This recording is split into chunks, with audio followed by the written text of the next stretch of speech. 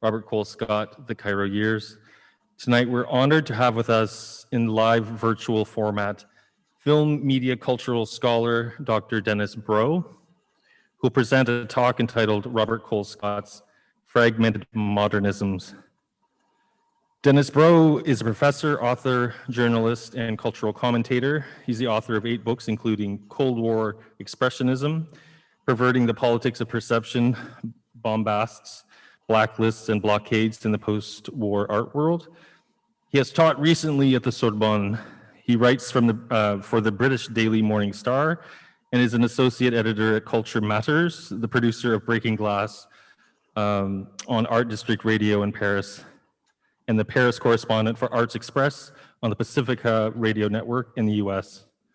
Dr. Broe holds a PhD in cinema studies from New York University and is former coordinator of the Graduate Department of Media Arts at Long Island University.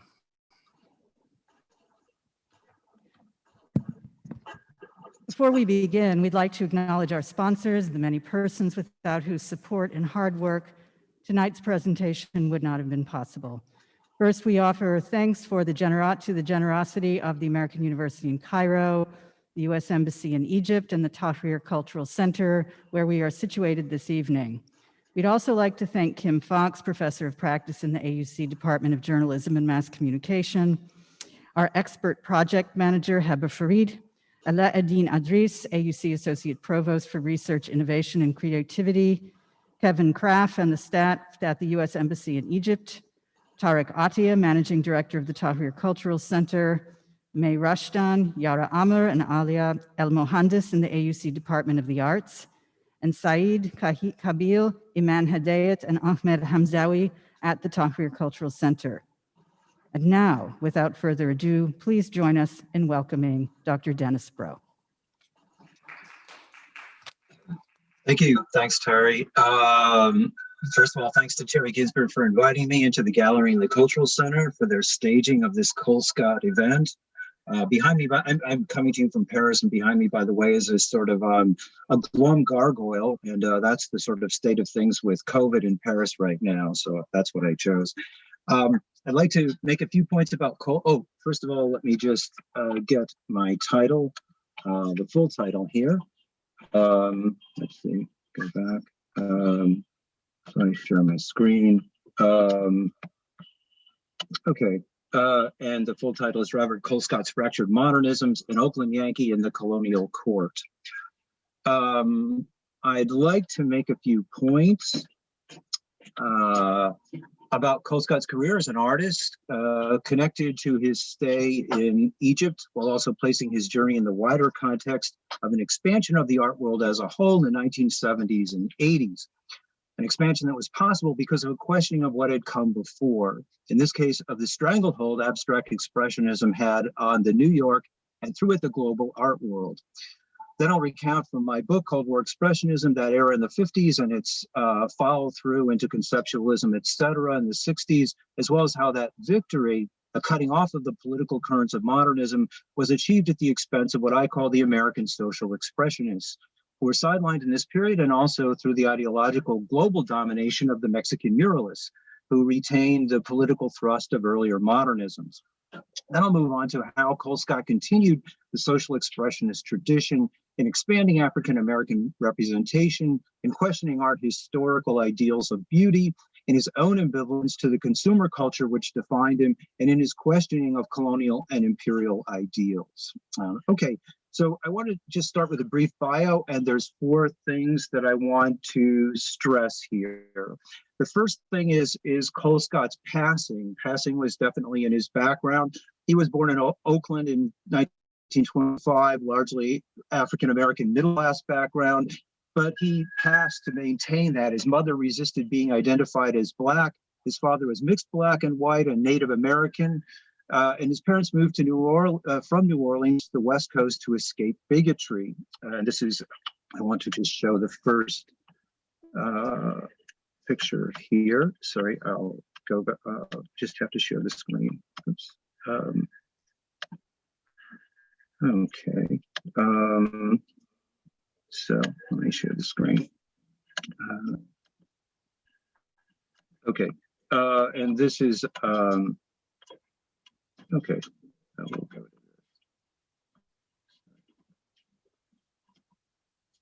this. Colescott's bio, overcoming passing, Leger, Egypt and public funding. And this is his painting 1919, which he did in 1980, which talks about this journey of his parents across from New Orleans to the West Coast. And it's somewhat related also to Jacob Lawrence, I want to talk about later, and the migration series, because it was a migration to go west. Colescott's parents moved, as I said, to New Orleans to escape bigotry, the rigors of Jim Crow. His father was a jazz musician who ended up working on a Pullman and was very disappointed with what was available to him. After high school, he volunteered for World War II in the Army, and he passed into a white unit. He did not volunteer in the black units like Jacob Lawrence was assigned to, and Lawrence wrote created a whole sort of group of paintings about that, but that was not Colescott's route. He finally came out as African American as a result of his stay in Egypt, where he had at his disposal 3,000 years of Black history. There in Egypt, he said, it left me freer to deal with Black subjects in an unself-conscious way.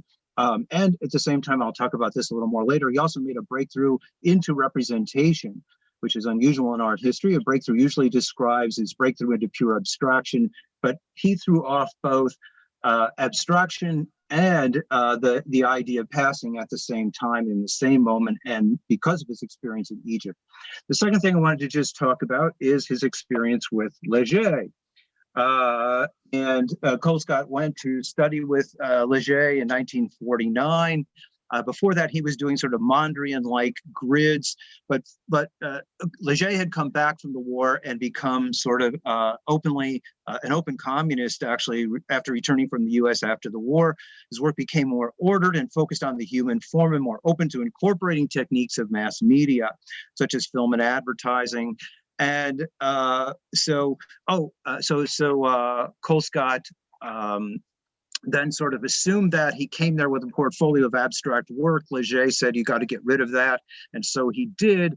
And I want to show Colescott's painting that somewhat owes something to Leger, which is his painting Hard Hats from 1987. You see, which is a sort of white workers in the center, but Black workers surrounding them. I wanted to say also, just in terms of Leger, the figure in the to the right is Algerian, and both of these are about sort of World War II reconstruction. The Algerians were brought to France to rebuild France. That's the sign of the Algerian worker there in 51. The hard hats here also signify for Colescott this idea that it's the sort of the Black workers underneath and the white workers, the aristocracy, that sort of still gets honored in pride of place. So Leger turned him sort of away from pure abstraction. The third thing is his stay in Egypt at the AUC. It was a proposal to study contemporary Egyptian art in the fall of '64. He made his most important leap. He discovered the ruins.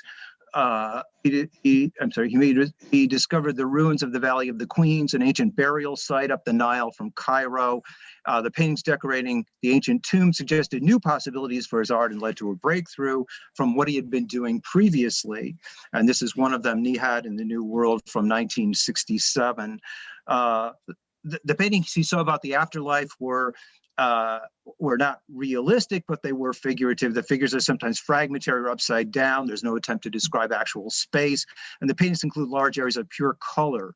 So this was when he started to experiment. This was the second major influence after Leger.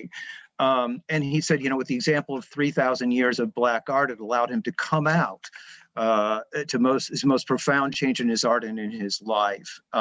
So the two challenges to abstraction were Black art and also narrative art, and he began to assimilate both and there was also a formal break. He just before he left for Egypt the second time he came back, he began to use acrylic like, as we'll talk about, Siqueiros later used automobile paint with brighter colors, as you can see here. And in this switch from oil to acrylic, since the acrylics and the colors are more immediate, allows the painter to mix clean, bright colors very easily, conducive to what would be a more popular style. So there's also a formal change there.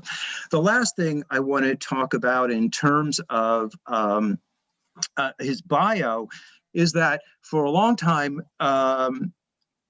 Colescott was sustained by the university system. That is, we are a long way from public support of the arts, but what he had was a university framework to nurture him until the art world changed and he could be accepted in it.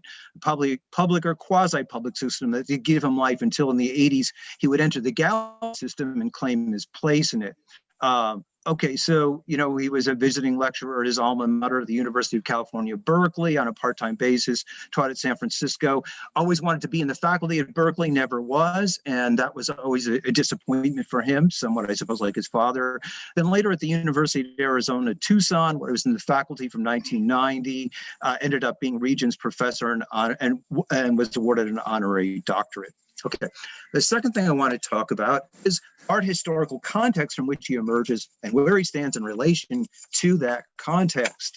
So this is from my book, largely ignored by the art world, but coming back into prominence now, and it just came into paperback, called Cold War Expressionism.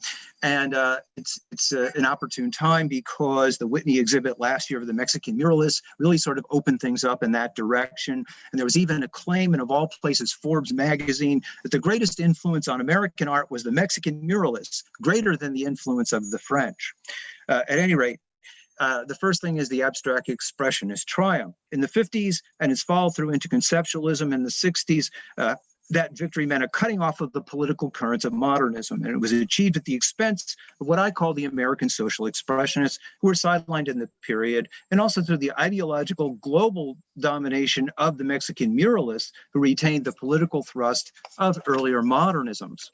So to talk a bit about the dominance of abstract expressionism in this time that Colescott is sort of, beginning to come to prominence or beginning to experiment with art.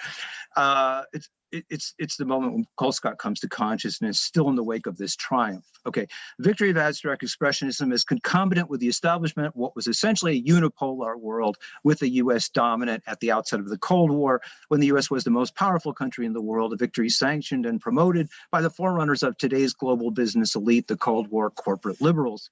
They attempted in its wake to rewrite all art history and see itself as the culminating moment in that history. A move that, as Edward Said notes, is typical one in any imperial ideology.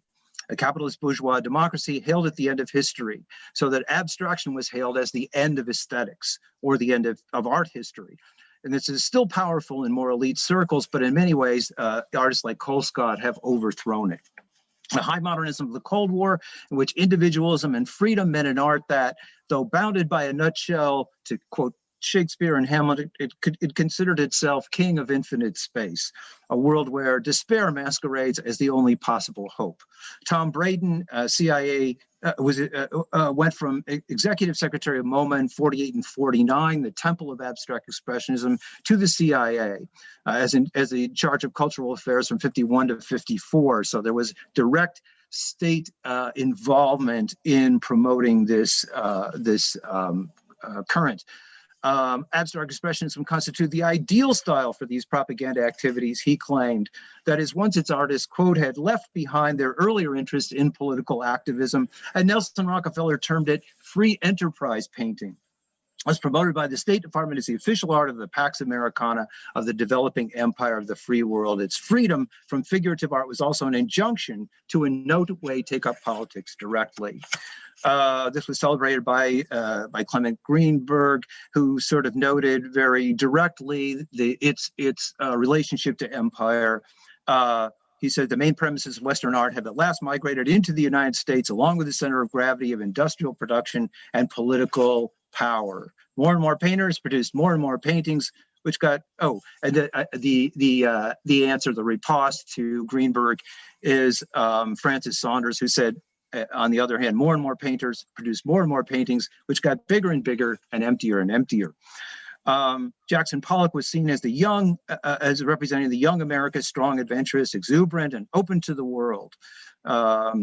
Okay, so this new art then came to dominate the Parisian market, but it came to dominate it in a very interesting way, not as a simply a rival, but as the fulfillment of what the Paris artists had been supposedly trying for in the earlier part of modernism. So it was both an American thing, but it was also a 50s sort of internationalism transformed into the imperial idea of universalism. That is, that one country's experience stands for all others, what we might call cosmopolitan provincialism. Let's see. And so I want to go to Rothko, and this is Abstract Expressionism and Empire. This is Rothko's painting from 1952 to 53. And these paintings have become trendy modes of celebrating a nouveau riche lifestyle when they were featured as a way to decorate large walls of new suburbanites in vogue in the early 50s and up to 57. For the most part, Rothko adopts the bright plastic colors of American goods and American commodification, colors that were circulating the globe and remaking everyone's world. And this is sort of the height of that period before Rothko kind of turns, against this, which he does later on. There's also a transformation into the gallery collector system. Before we had some public funding of the arts, we'd had unions funding of the arts, and government funding in the 30s. This all changed, and art was no longer for the masses, but for a ruling elite. Greenberg said, art urged its artists to re-engage those to whom it actually belongs, our ruling class, to whom it was bound by an umbilical cord of gold. So the new consumer was not the learned aristocratic patron spending hours with the painting and its owner before purchase. The modern model, as Guibault describes it, was a harried businessman dropping in to buy a painting at a gallery where the selling was impersonal, efficient, and rapid. Here is Colescott on that whole system.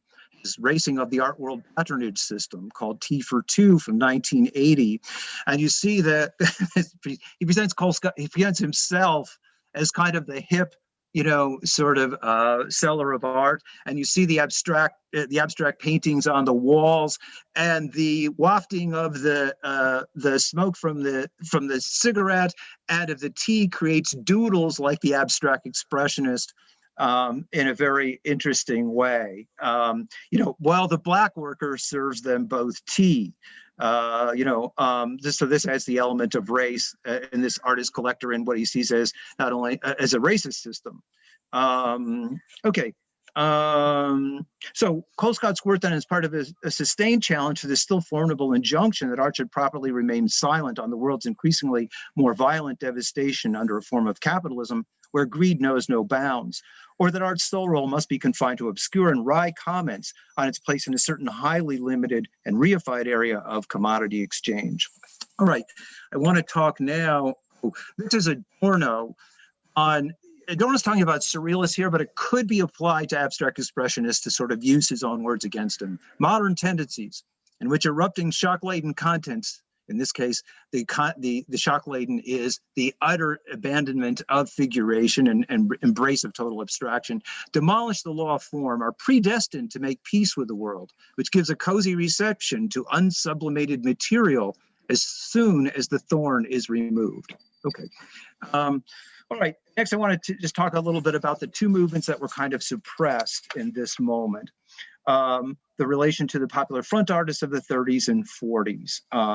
They were, I want to make clear, social expressionists, not social realists. That was a term that really was sort of derogatory because it made them sound like they were part of Soviet socialist realism. Rather than being a retrograde realism, this aesthetic was one that had a history within modernism itself. What these artists proposed was a political and popular modernism, with their method being an explicitly pointed transformation of the later objectification of German expressionism into a homegrown American social expressionism that would have a wide appeal and go some way toward healing the modernist rift between Bohemia and the people. Okay. These were not retrograde artists. They participated in a dialogue between abstraction and figuration, and it was the dialogue really that was erased. And they were part of a tradition. Senator Don Darrow, who was the sort of McCarthy of the art world, linked these traditions very well. He described the evil isms: Cubism, Futurism, Dadaism, Abstractionism, Surrealism, and Expressionism, which he was against in the 50s. And it was also a riposte to Soviet socialist realism, primarily because these artists were not, they were not romanticizing a state. They were not romanticizing workers. They were operating in a place where that was very, very different. And they were talking about the negative aspects of life under capitalism, including labor conflicts, poverty, greediness of manufacturers, and the life of long-suffering workers. So their attitude was anything but romantic. It was very, very dialectical. There was also a reversal of the government role from support to censorship. So you've seen great government support in the 30s and partial 40s, and then the 50s direct censorship, the net effect of which meant that artists were now strictly beholden to corporate collectors and no longer alternatively supported by the populace through tax dollars. In the late 40s, an unknown artist trying to exhibit in New York couldn't find a gallery unless he was painting in a mode derived from one or another member of the New York school, as one gallery owner put it. Okay, so I want to talk just a little bit. This is Alice Neal. I'm going to go back here. Let's see, so that we can see a bit more here of the painting. I'd cut it off a little bit, but this is Alice Neal's Rag and Window, 1959. I want to talk a bit about Neal. She lived in Cuba in the 20s at the time of a tremendous political and artistic revival. Greenwich Village in the 30s, one of its most radical moments. And from 39 into 62, exiled herself to Spanish Harlem, where she painted portraits of its residents, anticipating and describing in her art the new global workforce where the art around her simply validated an elitist corporatism. And she was excluded from the New York galleries. So her portraits and urban landscapes viewed from her tenement windows stood out as antidotes to the lionizing of this period through photos of business leaders, of the heads of the New York corporate state, and through the projection of the majesty of the New York skyscraper. And you can see this, Rag and Window, 1959. This is part of a series, but Rag and Window from her, the view out of her Harlem window is really an answer and an opposite of the New York skyscraper talking about the people who she represents. And her portraits, in part, she called attention to and celebrated the range of skin colors and their mixed lineage, and Colescott would draw on this. And this kind of tenement art was referred to as Edward Hopper's eerie ennui grounded in a social milieu. The next person who I want to talk about briefly is Jacob Lawrence. Also, because Lawrence and Colescott are have roughly similar dates. Colescott's born roughly 9 years after, dies roughly 9 years after Lawrence. However, they're very, very different, but they do have some similarities. Lawrence had a great relation to, I'm going to just, let's see, sorry. Oops. Go back to this. Okay. Lawrence had a great relation to the Black population, purposely expressed not the world of the talented tenth of Black leaders, but the ordinary Black worker, both the form and content of his group portraits of Black migration and Black laborers' occupations.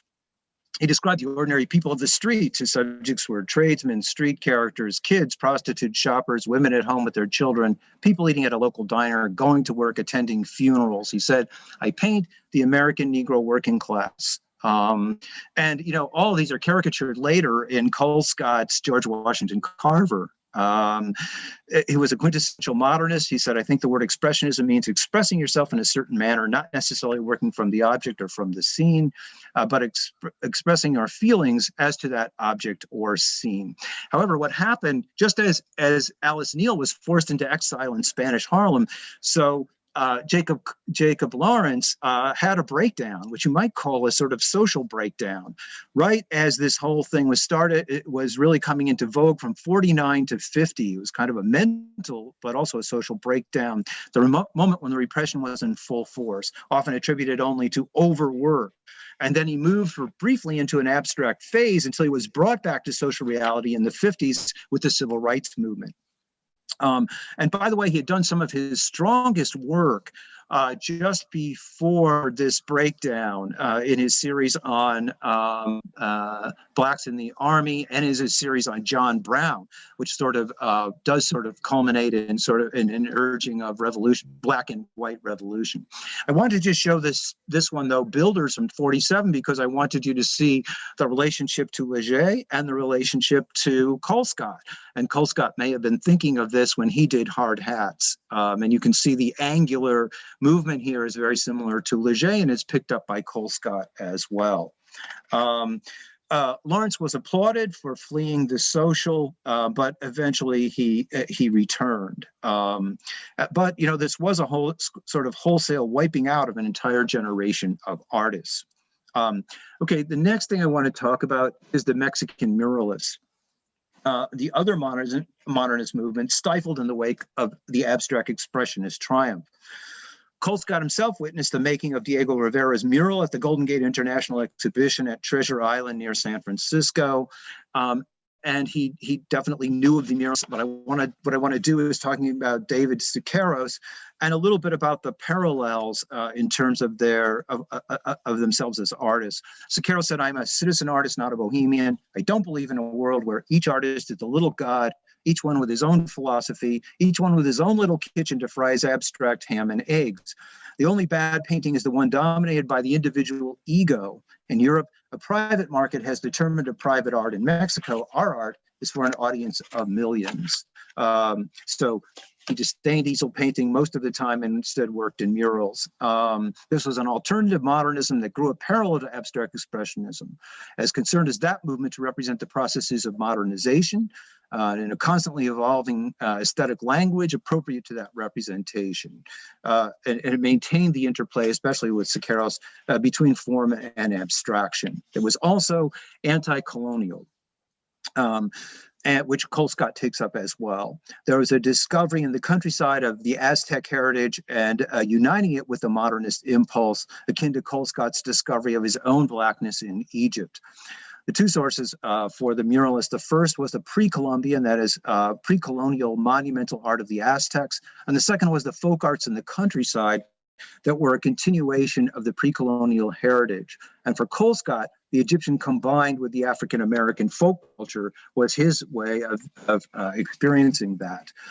Siqueiros first experienced both aspects of this art when he left the academy and went into the countryside on a Mexican troop train as part of the revolutionary battles.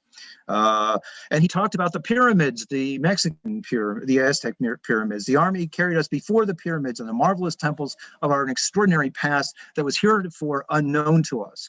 Our painting had been European-style landscapes, fundamentally French in character, but now we came into contact with popular art, despised by all our professors. We discovered Mexico had an amazing popular art, perhaps the most rich and varied of the whole world, and it was totally unknown to us.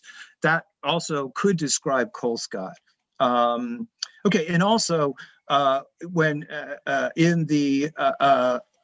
muralism was seeking sources, it also went back to ancient sources, and particularly to Egypt. And Siqueiros himself went to Egypt a little before Colescott shows up there, and was was very impressed by it. This is Peasant Mother from 1924, figuring for the first time Siqueiros' art and perhaps anywhere the indigenous body. Here, that body is represented in a cubist shadings with a block shape in the crude and humble form of the mother swaddling her baby, surrounded by cactuses that themselves swirl as if they're almost factory grinders. So there's a sort of modernist intonation there as well. Siqueiros had an encounter with Leger as well, and a similar sort of throwing off of abstraction, but his encounter was just after World War I. And there was also an appeal to a collective spectator. That is not necessarily the businessman who's buying art, but rather an ordinary person who's looking at it. And Siqueiros was always interested in that. And you might see as well something about Colescott's spectator, asking the audience to laugh rather than high seriousness, and available to a popular audience. I just want to say for a minute what happened in terms of Mexican muralism. Siqueiros and the muralists were fresh from a triumph at the 50 Venice Biennale. Then Siqueiros spearheaded an attempt to mount a modernist reply within the art world to political American expressionism, an attempt the U.S. State Department worked to corrupt. The exhibition, which was generally fared well, and then was invited. They were invited to do a tour of Europe.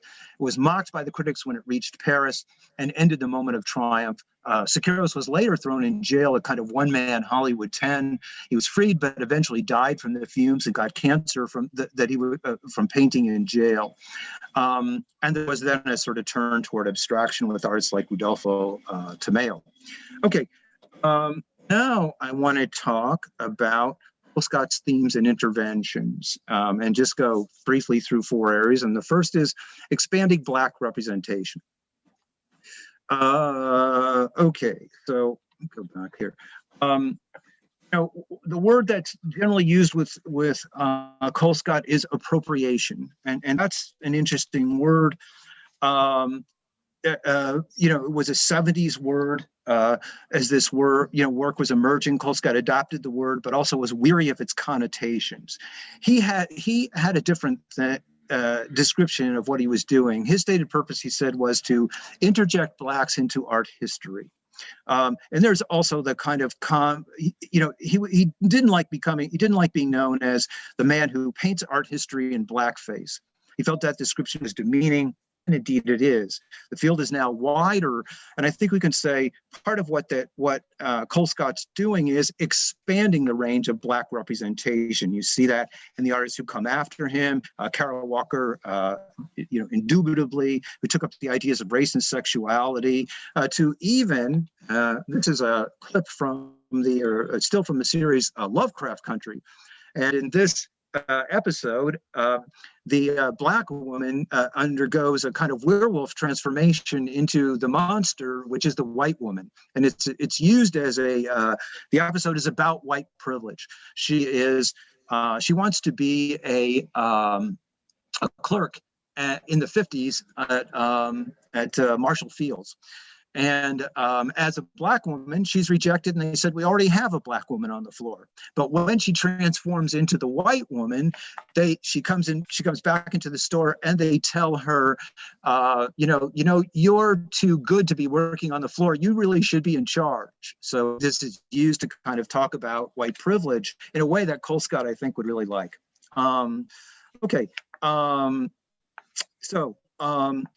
The second claim on representation is that it's not just character and cliche.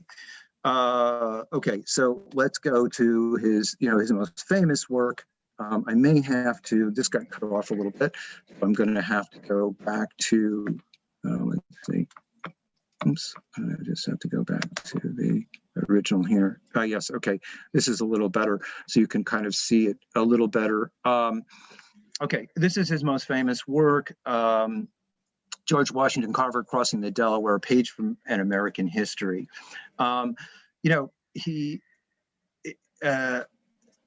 think that when of course, this is all these sort of different caricatures, and that's for sure in here. He had said, George Washington Carver he described Carver as one of the 2 heroes we were allowed. And the stereotypes do come from Hollywood movies: a chef, a barefoot fisherman, a musician strumming a banjo, a man swilling moonshine, shoeshine boy, and a mammy figure. And there's a sexual sort of connotation there too around the flag bearer. And he reduced the size and the impressiveness of the boat. And also, by the way, I think you can see there's a patch on the boat right here at the bottom of the boat. That is, it's not as seaworthy as it looked in the Washington thing. But I want to say also that I do think he's also talking about, that stereotypes do come from somewhere. And then he's talking a bit also about a range of Black working class experience that is part of what he's doing. Okay, the next one is probably the next most famous one, which is called Eat Them Taters, and this is Van Gogh's, the Potato Eaters, and here's Eat Them Taters. And this is a more of a caricature, the idea of the happy darky, as he said. Notion that Blacks could be happy with very little was a staple of pre-World War II Hollywood films. But there is also even here a kind of humanity behind the caricature, and the Black meal is a very interesting thing. And is still sort of, a part of that culture. The last one I want to show in this section is Colonel Sanders. And here's Colonel Sanders. Okay, and get ready for that to cue, because we're going to have I'm going to stop the share now, and we're going to have a little clip. But here's Colonel Sanders. Here's Aunt Jemima just below him to his right. And Colonel Sanders is what's very much emphasized here is the colonial nature of Colonel Sanders. And now we're going to have a little clip from the present to show that these images have really not gone away at all.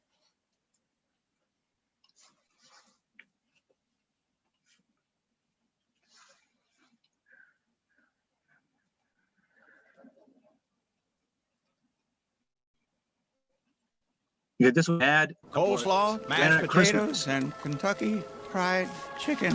Oh, enjoy! Colonel Snowman melted, bringing us this delicious piping hot meal with all the fixins. He's okay, right? I'm sure he's fine. Wow, this delicious meal is piping hot. He must have known we were too busy to cook. Why did it have to be so piping hot? Well, see ya.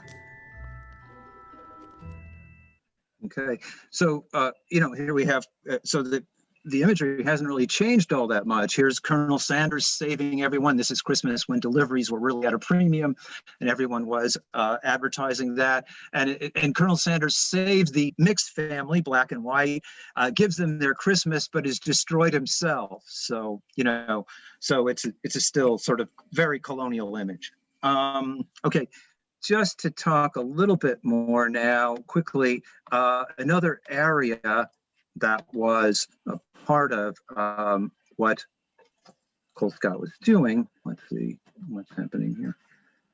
Okay, was sort of talking about the mixed race character of representation. That there was always a historical relationship between Blacks and whites in terms of race. He said, the closer you are to Africa, the darker the people are in Southern Europe. The closer North Africa is to Europe, the more European the people appear. So it's this blending of race that is a true reality. And this is the hermaphrodite Saint Stephen. With a rope extending to both, meaning that this sort of racism is really destructive for each. And you can see all the skulls below with the arrows in them, also talking about this whole history of racism. Last one. This section that I want to show is called A Visit from Uncle Charlie. And this is about passing. It was the first time when he made his own passing actually explicit. And there's Uncle Charlie, who exposes himself before the white couple who's passing. And Colescott loved puns, and there's two puns here. One is the skeleton in the closet, and the other is letting the cat out of the bag. I should also say that Colescott was a big movie fan. So the visit from Uncle Charlie, well, Uncle Charlie is Uncle Charlie from Shadow of a Doubt, from Hitchcock's film, who turns out to be a very sort of vicious killer. But here, the thing is just sort of exposing, the hypocrisy behind this passing.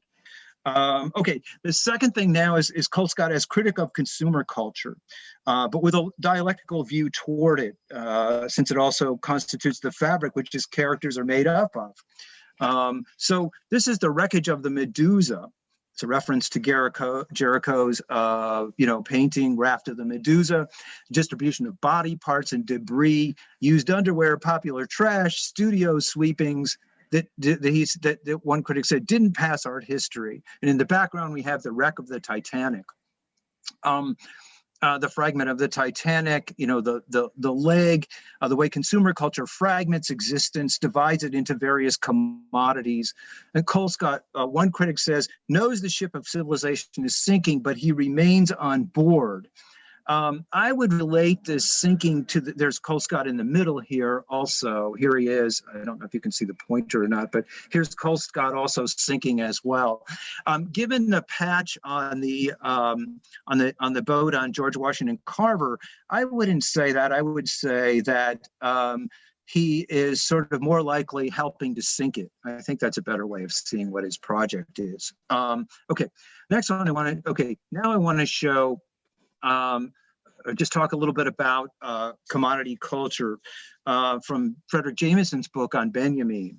Jameson says, Benjamin articulates a sense of capitalism in terms of sheer saturation, filled time, and omnipresence, which doesn't even allow for the separation of work and leisure.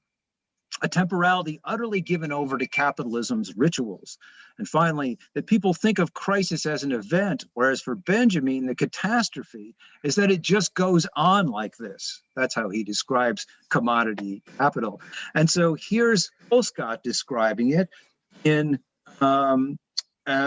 his painting Down in the Dumps, or So Long Sweetheart, from 1983. So this is his lover leaving him. So, and also this debris. So, it's a pun. So the dumps are the depression that this is bringing, that this has brought on. But dumps are also the dumps of all this commodity culture, which is the sort of dump of his life, which he cannot avoid. And the last one is sort of different, actually. This one is called Christina's Day Off. It has the same kind of pile. It's also subtitled Down in the Dumps, but in a way, this is sort of a more ambiguous or dialectical view of commodity culture as making up all that constitutes what Christina is. And there's a sort of pride as she places herself in front of all the objects that constitute her. Okay. The next thing I want to talk about is Colescott and female representation. Just briefly, I think that a couple of other people have covered this. Here's a slide called Venus 1. What Colescott did was very similar to what Siqueiros was doing, bringing the Black body to the foreground. Siqueiros has brought the Native Mexican body.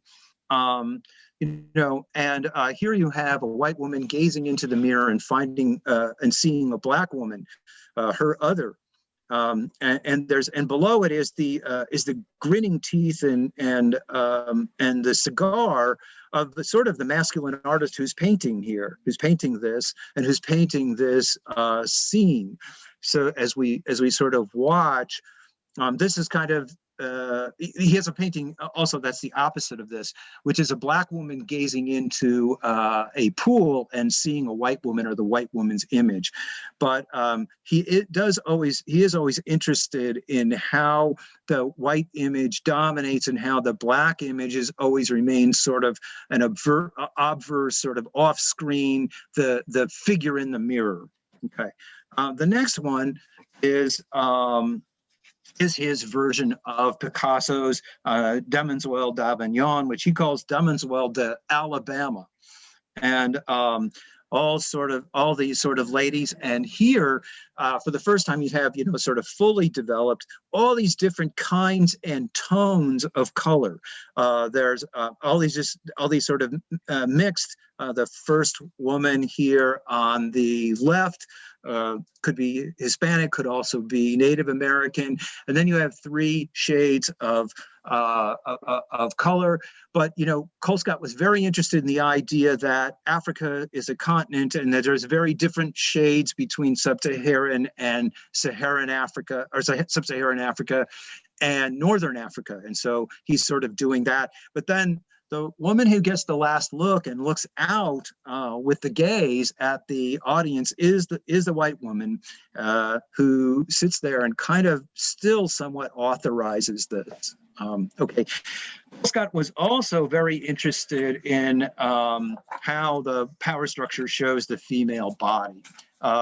There's this Black in the Black female figure, but also the general role of women, of which art is complicit. And this is Miss Black Oakland from 1967.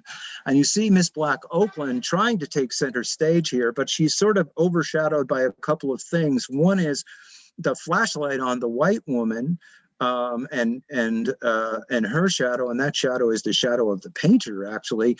But she's also overshadowed by the patent leather shoes of the judges, so that all of this, black or white, is going on in front of and with this sort of these elements of the patriarchy interceding. Last one here, this one is called American Beauty 1976. I took the background out of focus a bit, but what it is it's a series of one of the influences of Colescott is R. Crumb, and this is a series of kind of Kama Sutra poses of the woman who steps forward and finally wins the trophy, of how she's exploited and how sexually she has, what she has to do in order to hold that trophy. Then finally, the thing is that about Colescott too is his putting himself into these things and questioning his own sort of gaze and his own place. This is Max Ernst, the Virgin spanking the Christ child before three witnesses, and the witnesses you see in the corner here are Andre Breton, Paul ER, and the painter himself, and that's Max Ernst back in the back.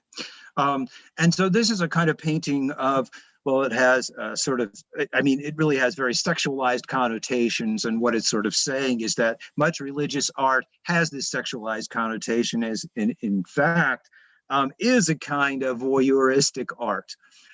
Okay, so then here's Colescott's version, which is called Susanna and the Elders, which is a very a version that's very often talked about in art circles.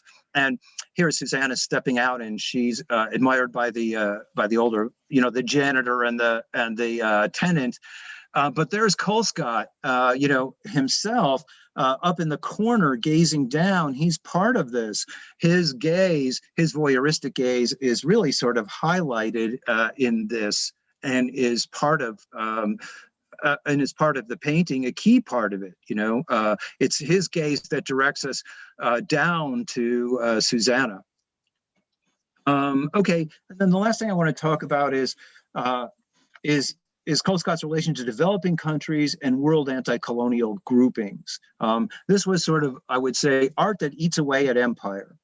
We talked a bit about Egypt, the initial inspiration, and also Colescott's own process of decolonizing his consciousness narratively and formally. Travels to Africa, describes Africa, an African country through history. He describes Egypt as an African country that through history books have tried to cancel that. And says, talks about 3,000 years of non-white black history.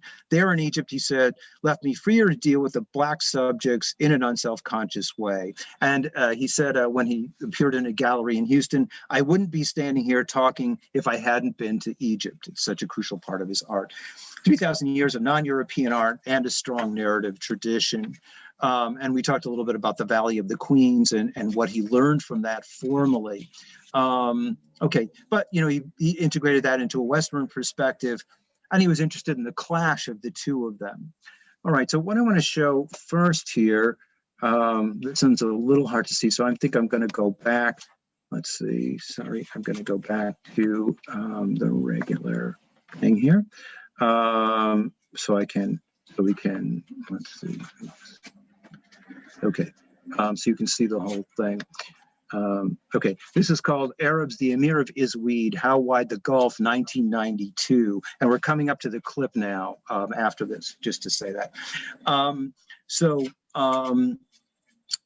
near the Colescott was near the end of his first year of Colescott's second stint in Cairo. The 6-day war between Israel and Egypt broke out. So he was firsthand witness to sort of this colonial war, and Westerners were ordered to leave the country. He went to France and then came back to the U.S., where he found really by 67, 68, very much sort of political turmoil, especially in the Bay Area. These are countries still under the subjugation of U.S. imperialism. He observed the oblique reference in the title of this painting is to the so-called Gulf War of 1990 and 91, how wide the Gulf. Okay, Izweed is an archaeological site on the eastern delta of the Nile, which revealed the existence of a fourth millennium culture under attack, as a Gulf War figure. It reminds us of sort of Marcus Garvey, perhaps of Haile Selassie. And then we have a midsection here with the Arab nationalists. And then we have the bottom section with the two women chained. One is sitting on top of an oil barrel, the other sitting on top of bananas. And so the Middle East is really a center of both oil production and of banana production, which I didn't know. I just learned that, actually. But at any rate, sort of the idea here, they're both products of Middle East. It's about sort of how countries can be economically stymied and politically limited by the resources that are very sources of their wealth and how they attempt to resist. Okay, so I wanted to show something just to show that, we haven't surmounted this, which is the refighting of the 67 war in Wonder Woman 84. So this is a clip. This is the very important midpoint sequence of the film. It's the big action sequence that we're going to watch here a little bit of. And we're going to watch Gal Gadot's Wonder Woman. And Gal Gadot is an Israeli actress. She speaks with an Israeli accent in the film. She fought in the Israeli army. She was a big, loud sort of supporter of the bombing of the Gaza Strip in 2015. And here's her Wonder Woman teamed with Chris Pine's character. So you have an American and an Israeli here, and Chris Pine is also a kind of American superhero. He played Captain Kirk in the new iterations of Star Wars. So I think are we ready to go? Here we go. Okay, so this is destroying an Egyptian convoy, or refighting the 6 Days War.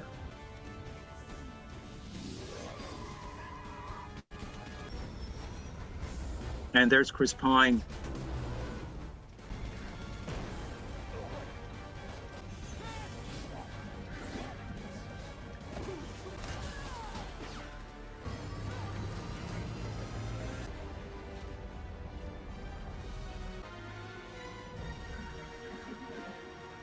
And it's sort of an aerial attack because of her powers.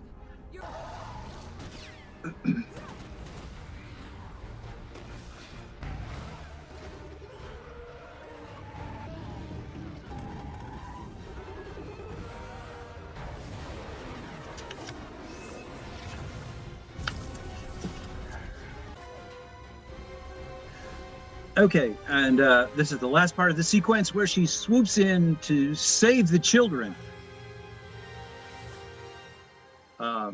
And ends up caring for them and saving the children. Thank you. That's it. Thanks. That's it. And she ends up sort of saving the children. And we all knew that's what Wonder Woman and Chris Pine were doing in the Middle East. They were there to save children. So at any rate, we have the same kind of thing still happening. Okay, I'm going to share the screen again. Okay, and this is Weed. All right, now let's see. Okay, here's the next one. This one is called Some Afterthoughts on Discovery, 1986. And here we have Columbus sort of making a proclamation and staring off screen right. And around Columbus are all the things that had to happen and all the destruction that had to happen to make Columbus Columbus. There's the black worker carrying the bale of cotton. There is the memento mori, the skeleton as sort of the graves, and there's the Indian looking on the skeleton as sort of sign of all the deaths that came with the Spanish. And there's a lynching above, if you look in the midsection of the painting. But on the left-hand side is a woman striding sort of majestically into the future and sort of countering Columbus. And this was a big part of what he wanted to show in this. Okay, the next one is very controversial.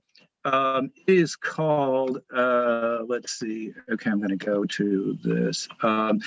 Rejected idea for a Drost chocolate advertisement, 1974. I'm not going to linger on this because it's a bit too controversial, but I will just say that what it does show is the sort of the Dutch scene of skating, Dutch sort of, it could be a Bruegel scene or whatever, but the white Dutch character is exposing himself to the black woman. And, it suggests the whole history of Dutch imperialism, of Dutch colonialism. And that there's an intimate history of rape connected to that. It's not just exploitation of materials. By the way, I mean, it's a joke, the rejected idea. Of course, this is not going to be the idea for an advertisement in the Netherlands, but also the idea of chocolate. Chocolate is a substance which is entirely imported in Europe. So Dutch chocolate, well, that's a very interesting idea, but it's not Dutch chocolate. It comes from Indonesia, like a lot of the spices, and where the Dutch, profited, and from whence their empire came. And finally, the last one here is Bye Bye Miss American Pie. It uses this sort of off-color pun. But what I want to call your attention to is the bottom, where you have the soldier and the black soldier who is defending Miss American Pie. And it's a sort of sign of what's needed to defend the empire. This is 1972. It's based on the song Bye Bye Miss American Pie. This is the time of Martha Rosler, the bombing of Cambodia a year earlier, and that the black soldier is there defending the empire, and that he has to sacrifice for this sort of image of the sort of white pinup image is an interesting critique. And finally, my conclusion. I just want to talk briefly. 1996, Colescott was chosen to represent the United States at the 1997 Venice Biennale. He was the first Black American artist to represent his country at the Venice Biennale in 1997.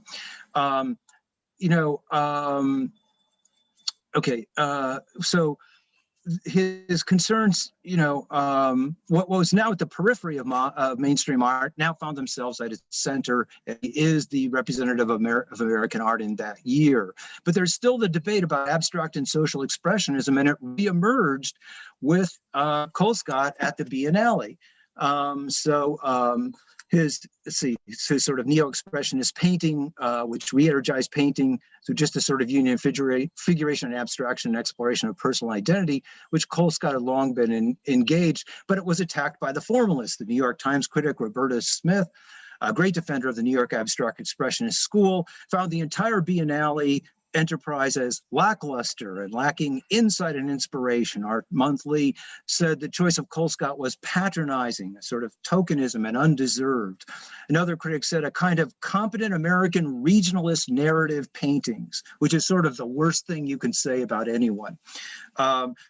On the other hand, the Times critic Holland Carter, who's a far better critic, who won the Pulitzer Prize for his coverage of world art, is a great defender of global art, wrote that Colescott still has a lot of things to say, and over the years he has found new ways to say them, noting he continued to create, quote, complex scenarios of his own invention.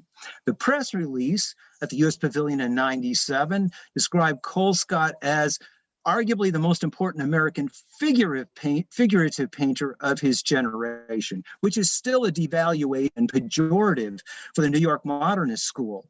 You might rather call him the most important social expressionist painter from the 70s to the 80s, whose work returned political modernism to the forefront of American art. And just sort of the last claim that the Colescott's work on the trajectory of his career allows us to reimagine art history and to reverse the polarity of the triumph of abstract expressionism. Instead of it being the culmination, the fulfillment of art history, abstract expressionism can be seen as a momentary pause in the more continual history of an engaged political modernism, which through artists like him restored formally and narratively the social content of art. Abstract expressionism was not the end of art, it was a brief pause in its forward movement. Thank you very much.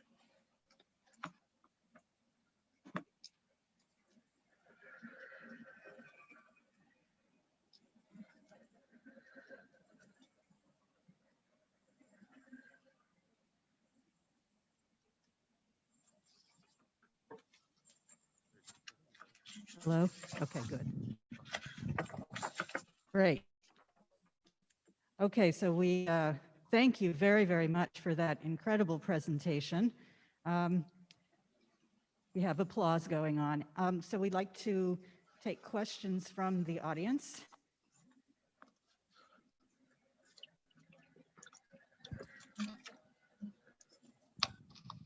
We're taking a moment to digest.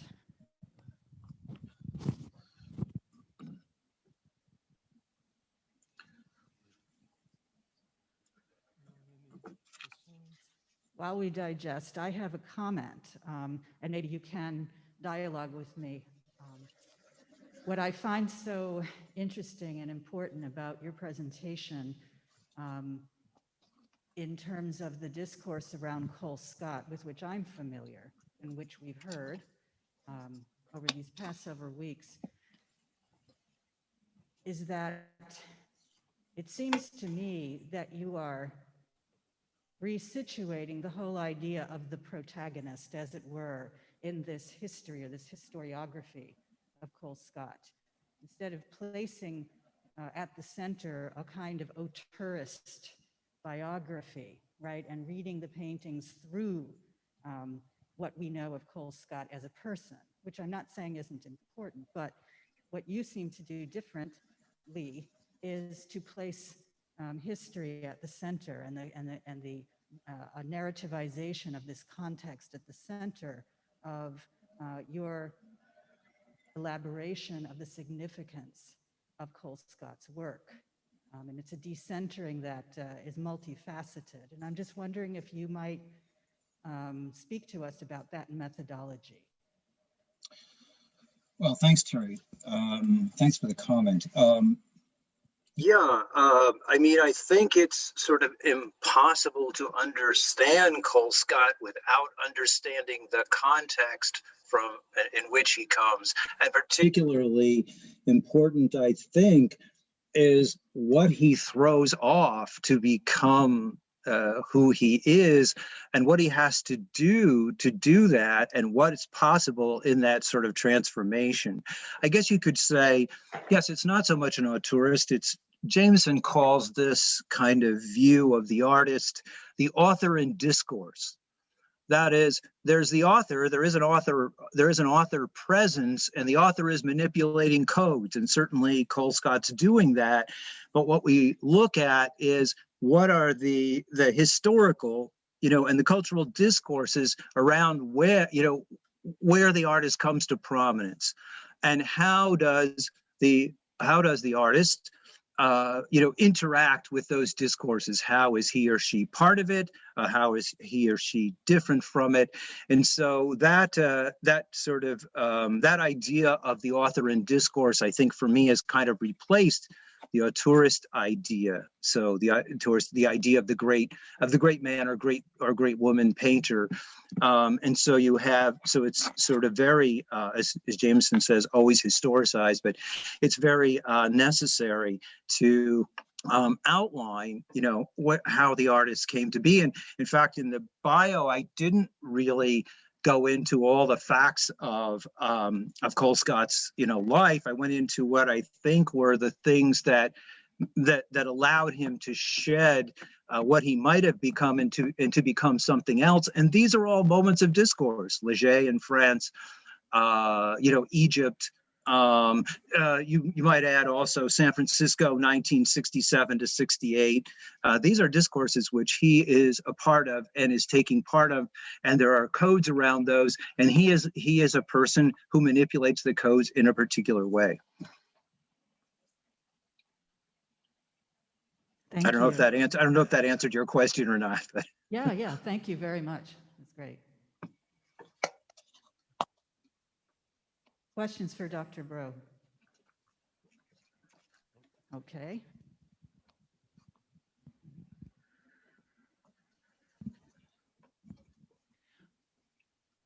I was just wondering, thank you, by the way. I was wondering where you see this lack of pause continuing from like today and like how it's evolving. It's a difficult question, I think, but I'm very curious what you think in terms of your perspective as an art historian, and et cetera. Okay, you mean where the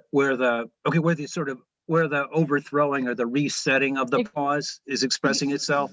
Exactly, or even if there is a resetting, or Okay. how you see it evolving from your perspective. Okay, well, I think one of the major places it's expressing itself is in Black art. And there was just a documentary on HBO for Black History Month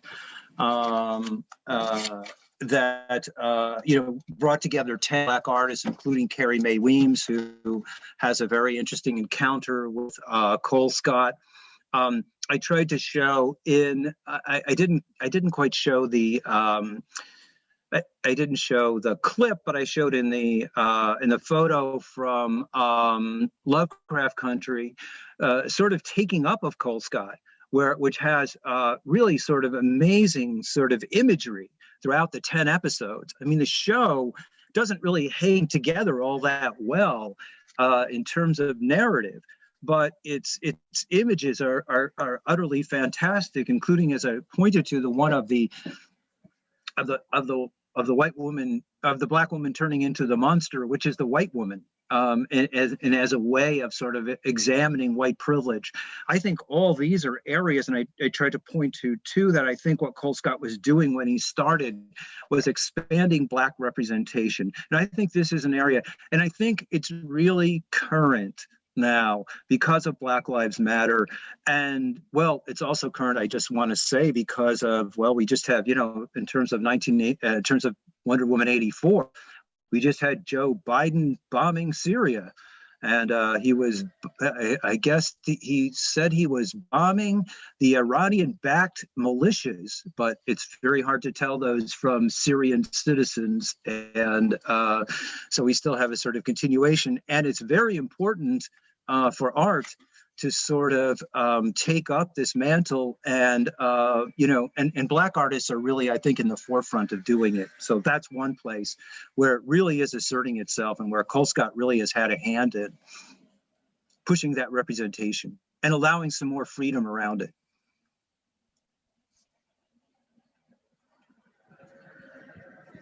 Thank you.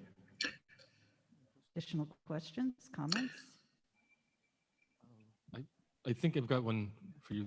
Thanks, Dennis, for your awesome presentation. And I guess I just wanted to hear a little bit from you regarding post-war abstract expressionism and the politics, because I find it very fascinating in terms of what it did to 20th century art history, and in a way how it kind of really messed up 20th century art history, I would agree, or I would state.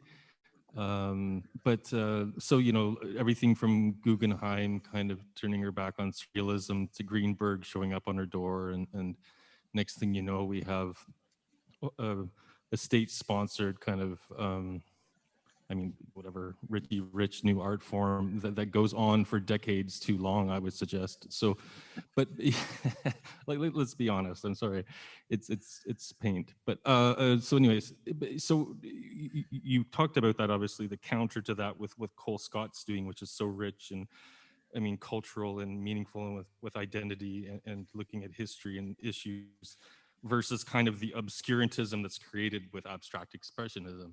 And I don't know, like I just would like to hear a little bit from you in terms of what you think about post World War II in terms of that, you know, Ab X, what was going on in the relationship to, you know, state politics and a few pretty powerful families. Yeah. Yes. Well, Nelson Rockefeller called the Museum of Modern Art, which was the sort of temple of abstract expressionism, Mummy's Museum. So, you know, yeah, I mean, what I argue in the book was it was very similar to a blacklist. What happened in terms of this sort of coming to power, except it was a little more nefarious, because the Hollywood blacklist was out in the open. And everybody knew it was a blacklist. People were losing their jobs, you know, and it was a sort of declaring of open war. In the art world, what happened was much more underground. And so the effects of it, I would argue, were a lot more pernicious and sort of longer lasting as well. Although, you know, it's around 67, 68 that things start to break, things start to change. The same thing happens in the film industry right around this time. But you know, like there was a thing where I think I read that thing about, you know, if you were a social expressionist, you could not sell your paintings in art galleries. And Alice Neal's stuff was dumped. And there was a painter who committed suicide. I can't remember his name. He committed suicide when he started seeing his stuff in Woolworths. You know, there were a lot of casualties of this sort of forced march, kind of. Yeah, it was a kind of blacklist, and it was very intentional, and it was sort of two fronts. On the mass art, which Senator Dondero, Michigan, was sort of, you know, kind of policing, there was just supposed to be this kind of, you know, innocuous folk art. But for the elite, there was this kind of art which, you know, which no one could really exactly understand. And that was partly how it was sold. You know, and so that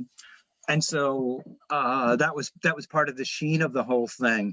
And there's another thing too, which is it was really used to decorate, you know, Westchester homes, essentially, you know, and the bigger the art, the better and stronger place it had in the sort of corporate executive's living room or in the corporate executive's office or in the lobby of the corporation. So it became really yoked itself right to this kind of class and sort of stood for that. Now, I'm not saying the abstract expressionists themselves. I'm saying what happened with it.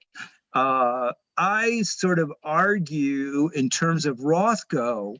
Well, one of my arguments is to try to turn the whole idea of abstract expressionism on its head and to say that there is no such thing as pure abstraction, that in fact you are actually commenting and it does exist. So I read Rothko's sort of what were they called?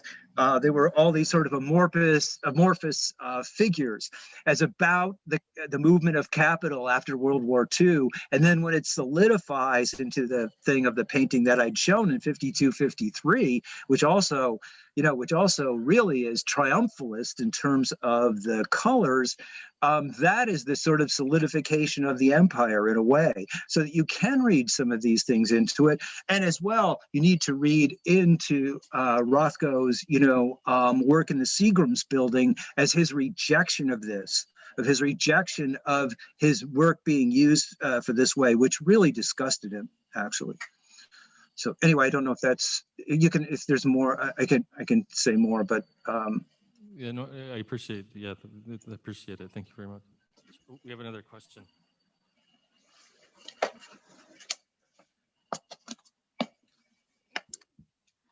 Thank you for your informative and insightful talk. I really appreciate that. My name is Kim Fox. I'm in the Department of Journalism and Mass Communication. And my question for you is, and my apology, I came in just a little bit late, but I don't think I missed this. We've been talking a lot about Colescott since we opened the exhibit, but I haven't heard much of a mention of his brother. And I say that because when I'm looking at his work, and I've just done some tertiary research on his brother, but there's some common themes that come up, at least in terms of satire. And I'm just wondering, I don't want you to compare the two, but I'm wondering in terms of satire, what kinds of, images and topics are they both addressing? Do you have any knowledge on that? I can say the little that I do know. The first thing is that in the painting 1919 that I showed, let's see, maybe I can just bring that up just for a second here. In 1919, I'll go back to here. Let's see. Okay. Which Colescott did in 1980. If you see the two birds in the nest, oh, I'm sorry, I'm not sharing the screen. Sorry, I need to do that. 1 second. Okay, let's see, share the screen. Share.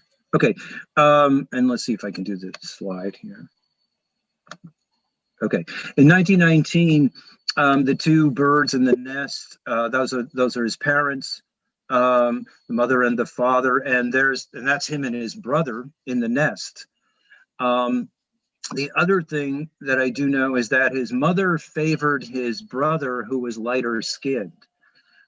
So I think that I don't know how either of those two things figured, but that's kind of the extent of what I know. Do you want to add some stuff, and do you have some ideas in terms of the work? No, not personally. Again, I was just looking at some.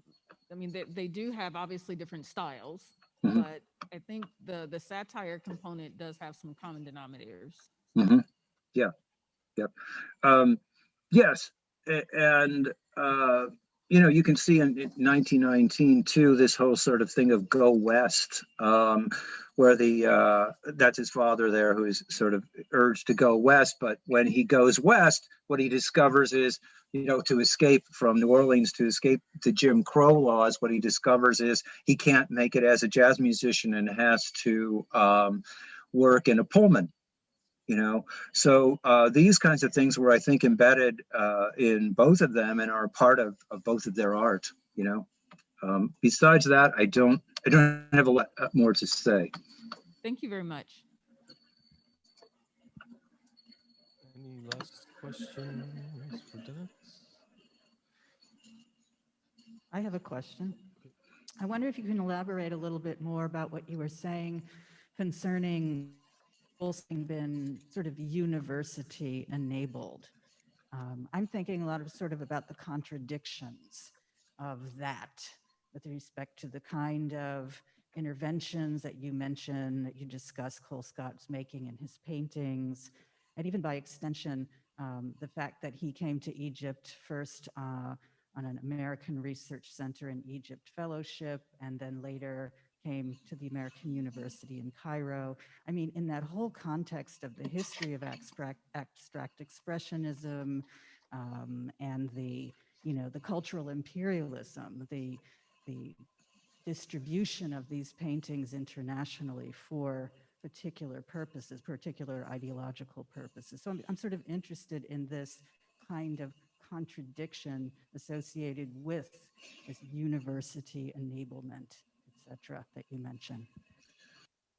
Okay, yeah, it's a good question. I mean, of course, the universities, I sort of set the university up as kind of a place of solace for Colescott, which helped nurture him, and that part of it is true. That I wanted to sort of stress the idea that once the communal nature of art and supporting art had been stripped away, sort of methodically, by the end of the 30s and the middle 40s, so that you no longer had unions. Ben Shawn worked for unions. You no longer had government support, and now you had government censorship. and and now you had the real installation of the collector gallery system, and artists were asked to fend on their own. And that was another thing which encouraged abstract expressionism, because you couldn't sell your paintings. The blacklist did hurt financially, anyway, just like it did in Hollywood, where people were not getting work. But so I was kind of concentrating on, how this was kind of what nurtured him and was what was available in terms of any kind of, sort of public support. But of course, yes, the contradictions. Well, one of them was the one that, Colescott, like his father, the way his father wanted to play music, Colescott really wanted to be teaching at his alma mater, and he wanted to be accepted in Berkeley, and he was never accepted there. And so, that sort of persisted. Finally, he, in a way, sort of, he did, but he had to go to Arizona, But yes, I think what you're talking about, though, is that, the university can equally be a place where, kind of can be sort of, at least in the U.S., an imperial center from which people sort of migrate. So yes, there's certainly a lot of contradictions. And well, when Colescott showed up in Egypt, he kind of, there was something that was drawing him there, but I think you're right. He did sort of show up as kind of a representative of sort of the imperial state, but then in one of those fascinating contradictions, things changed for him.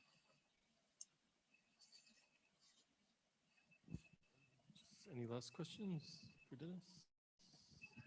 No pressure. Okay. Well, I want to thank you, Dennis Broe, for your really very interesting and provocative presentation. And thanks to the audience for coming and for participating. Thanks to the audience.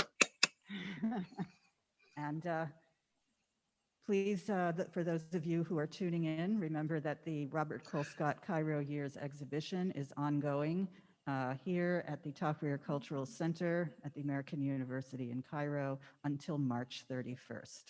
Thank you very much. Thanks, Terry, and thanks to Duncan and to David for their technical assistance, which really made this possible. Great. Thanks, Dennis. Take care. Okay. Appreciate it so much.